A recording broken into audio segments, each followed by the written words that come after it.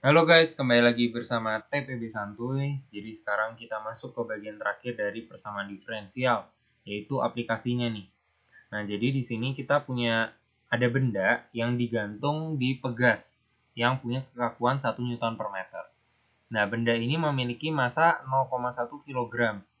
Nah, pada awalnya dia ditarik 0,3 meter dari titik equilibriumnya, lalu dilepas tanpa kecepatan awal. Nah, ketika bergerak, benda mengalami gaya gesek yang besarnya setara 0,2 kali kelajuannya. Nah, pertanyaannya adalah kita diminta untuk menentukan posisi benda sebagai fungsi waktu, Y sebagai fungsi T. Gitu. Oke, langsung aja. Jadi, kita biasa kalau permasalahan kayak gini, kita visualisasiin dulu ya. Nah, di sini jadi anggaplah ini dinding gitu. Nah, terus ada pegas nih. Ada pegas, terus ada benda. Nah, awalnya nih bendanya equilibrium, terus bendanya ditarik 0,3 meter. Anggaplah ada di sini bendanya. Nah, seperti yang kalian perkirakan, arah geraknya bakal ke atas. Benar, jadi bendanya bakal bergerak ke atas ini setelah dilepas. Ini jadi arah gerak. Nah, terus, tapi kita di sini mau definisiin bahwa positifnya itu ke bawah, biar gampang gitu. Jadi, nah, ini kita anggap di sini sebagai Y0. Nah, Y positif itu ke bawah. Y positif itu ke arahnya ke bawah. Kita mau definisiin kayak gitu. Oke, nah terus benda ini akan mengalami dua gaya, yaitu pertama dia akan mengalami gaya pegas, F pegas. Tapi selama gerak katanya ada gaya gesek 0,2 kali kelajuannya. Nah, gaya gesek kan pasti melawan arah geraknya kan. Arahnya ke bawah berarti. Gitu. Ini F gesek. Oke, gini ya. Jadi ini sketsanya kira-kira kayak gini lah. Nah, masanya kena gaya beratnya kemana nih? Gaya beratnya itu udah dikompensasi sama gaya pegas di awal. Jadi makanya dibilang ini ada titik equilibrium. Ini penting karena itu jadi di titik equilibrium itu gaya beratnya udah setara sama gaya pegasnya. Nah, gaya pegas yang dimaksud di sini itu gaya pegas tambahan di luar gaya pegas yang mengkompensasi beratnya itu. Gitu. Oke, langsung aja. Berarti kita formulasi ini persamaan aturnya. Persamaan yang mengatur gerakannya. Gerakan benda. Nah, jadi kita tahu dari hukum Newton kalau sigma F sama dengan M kali A kan, atau M kali Y double dot. Nah, berarti di sini kita punya sigma F sama dengan M kali Y double dot. Nah, F-nya itu ada apa aja? Ada F pegas dan ada F gesek. Ini kan sama dengan massa dikali Y double dot. Nah, jadi gaya pegas ini harus negatif. Ya kan, kalau kita lihat di gambar arahnya ke atas, sementara positifnya ke bawah.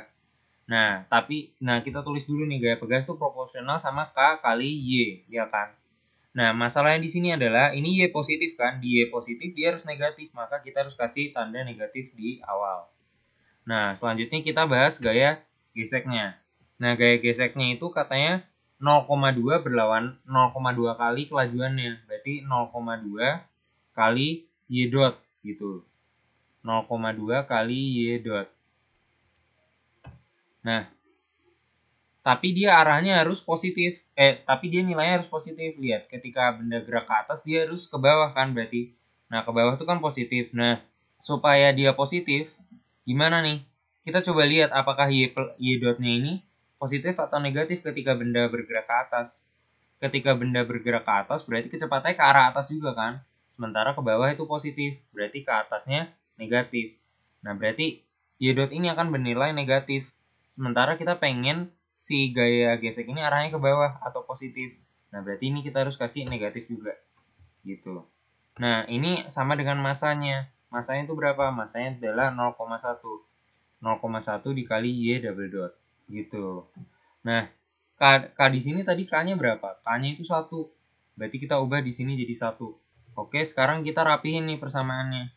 0,1 Y double dot ditambah 0,2 Y dot ditambah Y sama dengan 0. Nah, oke, terus kita mau buat koefisien Y double dotnya itu 1 gitu. Nah, jadi ini Y double dot, terus yang lainnya kita bagi 0,1. Berarti ini 2Y dot ditambah 10Y sama dengan 0. Nah, ini persamaan yang mengatur dari gerakan si benda. Gitu. Oke, terus kita lanjut. Nah, di sini apa yang kita bisa lakuin? Seperti biasa, kita cari persamaan auxiliary equation. Nah, berarti R kuadrat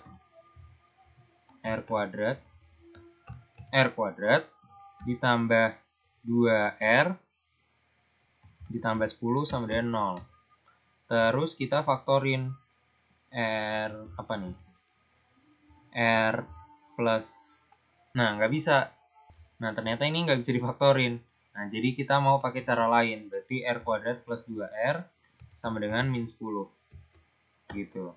Nah, berarti ini akan jadi R plus 1 kuadrat sama dengan minus 10, tapi ditambah sama 1 kuadrat 1. Gitu. Jadi min 9. Ini ya. Nah, berarti R plus 1 itu akan sama dengan akar dari min 9. Dari min 9. Nah, ini sama dengan 3I. Ya kan? Akar 9 kan 3, akar min 1I. Nah, berarti di sini kita dapat R sama dengan min 1 plus minus 3I. Nah, berarti ini solusinya adalah Y sama dengan E pangkat minus T. E pangkat minus T. Ini min 1 kan yang realnya. Jadi kita taruh E pangkat minus 1T di sini. Lalu dikali dengan 2 yang ini imajinernya. Nah, berarti C1 cos 3T ditambah C2 sin 3T. Gitu. Nah, jadi ini adalah solusi umum dari persamaan gerak ini yang mengatur gerakan dari benda kotak ini. Nah, tapi ini belum selesai karena kita harus mencari C1 dan C2.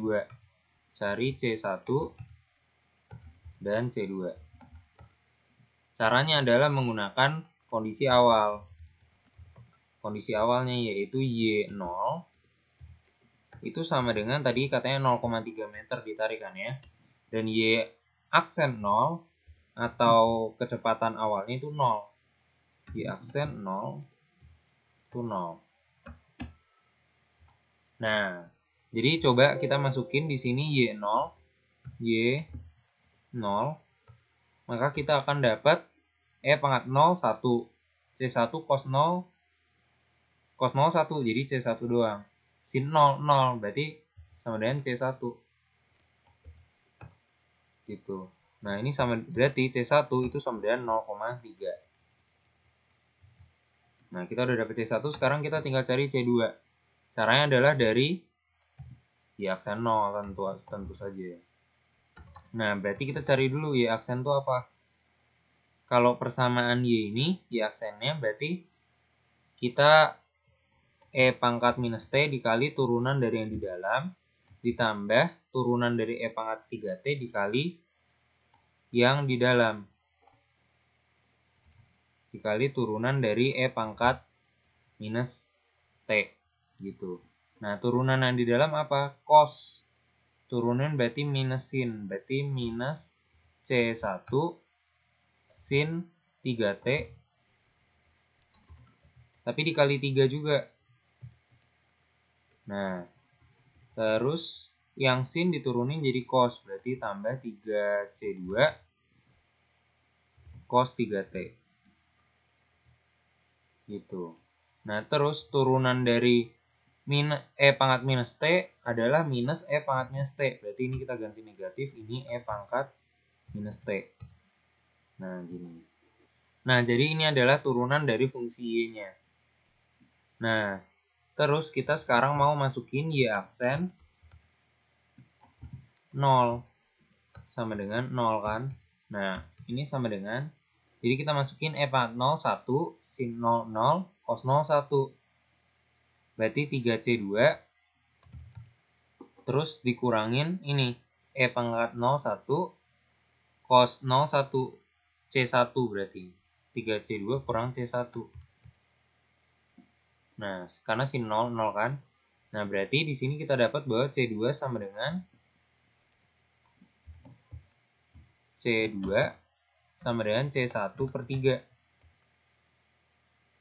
Nah, C1-nya tadi kita dapat nih 0,3. Berarti C2-nya sama dengan 0,1. Nah, jadi kita udah dapat akhirnya solusi akhir dari untuk problem ini. Jadi persamaan gerak dari si kotak itu, YT, itu adalah E pangkat minus T, C1-nya 0,3, cos 3T, C2-nya 0,1. Oke, sekian pembahasan kali ini. Semoga membantu kalian buat memahami aplikasi persamaan diferensial ini di kehidupan nyata. Nah, gitu. Sampai ketemu di video-video selanjutnya. Jangan lupa kalau kalian suka like dan subscribe. Thank you.